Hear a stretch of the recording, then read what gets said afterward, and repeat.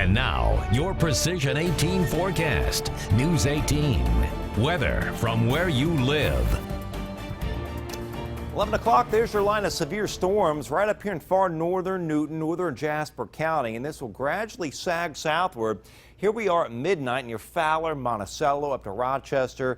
Keeps moving southward. Here we are at 1 o'clock in the morning, running from north of Attica, Fowler, through West Lafayette, Battleground, to south of Logansport, also through all of southern White County and Carroll counties. And then beyond that to 2 a.m., here's the line right here, continuing to move to the south, and by 3, it's in our far southern counties and is pushing out, followed by a little bit of shower action lingering behind it. Now, it will be weakening somewhat as it goes southeastward, as the temperatures aloft in the atmosphere a little bit warmer southward, but still may be strong enough to produce at least a few severe gusts deep into the heart of the viewing area. And then clouds thin out and we bubble up a few more scattered storms tomorrow afternoon and tomorrow evening. You can see right here, this is around 8 o'clock. Then things simmer down.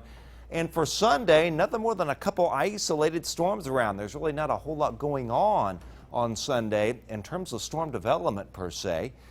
We're in the slight risk for the northern part of our viewing area tonight. Check this out, this yellow shading from near Pine Village and West Lafayette Battleground to Burlington to Rougeville and northward, under the slight risk for scattered severe gusts. It's marginal as you go southward for a couple isolated severe wind gusts as the line drops southward. Then we're at a marginal risk for severe weather Saturday afternoon and evening for a couple isolated severe gusts and perhaps isolated large hail as well. Tomorrow, clouds and sun in the morning and then some scattered storms redeveloping. 87 for the high and muggy. It's going to feel like about 95 with a pretty good southwest wind blowing, giving a little bit of relief. But then just partly cloudy Sunday, a couple isolated storms around.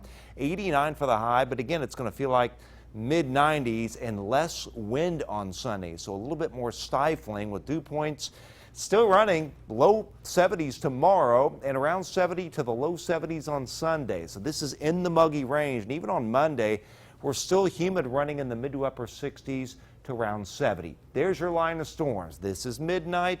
There that keeps going southward, gradually weakening. Here the scattered storms developing tomorrow. Best severe weather risk southeast of the area, but we're still in a marginal risk. And then a couple storms Sunday, Monday, a few scattered storms on Tuesday, and then we see upper ridging dominate, just hot weather and humid weather.